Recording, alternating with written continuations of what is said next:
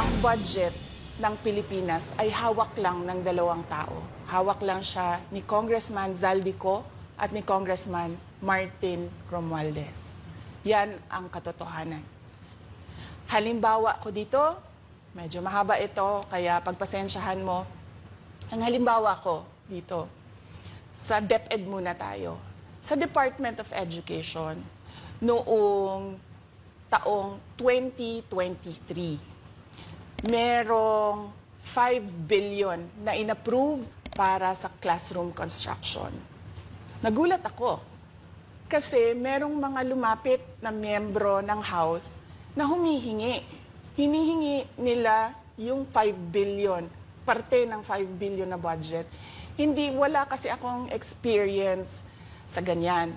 At saka ang pagkakaintindi ko, pag inapprove na yan ng Office of the President, ibibigay na yan, pagdediretso na yun sa approval at trabaho ng Department of Education sa construction ng mga classroom. Nagulat ako, may humingi.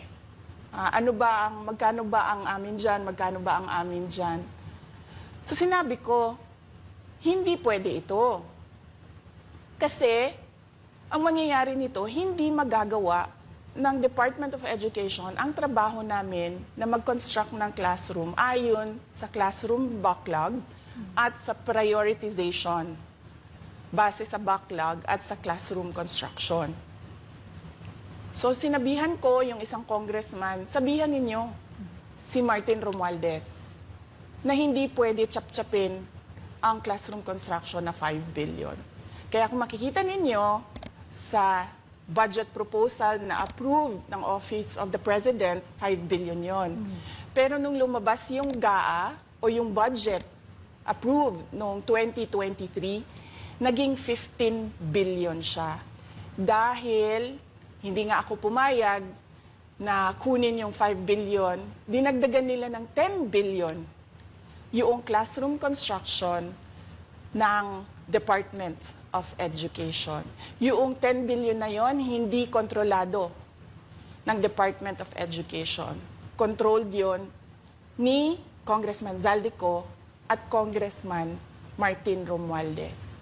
Hindi ko na kailangan ng corroborative witness dito dahil makikita niyo yon sa papel. Makikita ng taong bayan yon sa papel. NEP, 5 billion, lumabas ang budget approved, 15 billion. So maiintindihan niyo, 'di ba? Bakit pa tayo magbo-budget hearing para sa Office of the Vice President? 2 tao lang naman ang nasusunod sa budget ng bayan natin. Halimbawa, taong 2024. Kung makikita niyo, ang approved na budget ng Office of the President para sa classroom construction ay 19 billion. Noong lumabas na ang House version ng Appropriations Bill, ay naging 24 billion ito. So, approved 19 billion, paglabas sa House, naging 24 billion. At doon sa 24 billion na yon, kung hahanapin mo sa papel, kinuha nila ang 5 billion ng repairs ng classrooms at nilagay nila doon sa 19 billion para maging 24 billion siya. So ang naiwan sa repairs, sa kawawang mga classroom, ay 1 billion. Kaya makikita nyo, sa papel, nandyan yan. Naging 24 billion.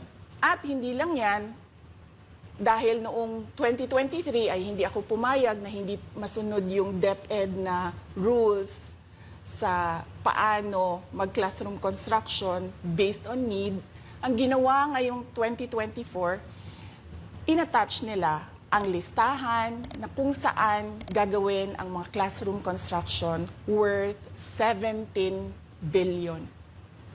Makikita nyo yon sa papel.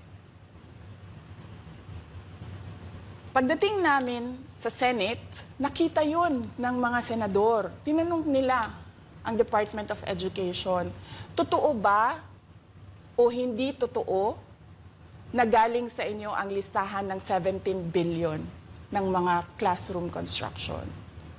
So sabi namin sa mga senador, hindi totoo. Hindi namin magagawa yung trabaho namin. Hindi natin masosolve ang classroom backlog kung ganito ang nangyayari. Pwede ba ninyo kaming tulungan? Yung mga senador naman, very helpful sila. Oo, tulungan namin kayo.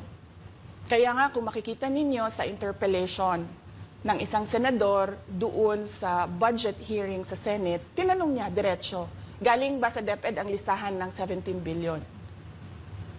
Galing ba sa DepEd ang listahan na inattach doon sa House version? Sinabi namin hindi. Hindi galing sa amin yan. On record yon. Makikita nyo sa mga videos, balikan nyo yung mga videos. Makikita nyo.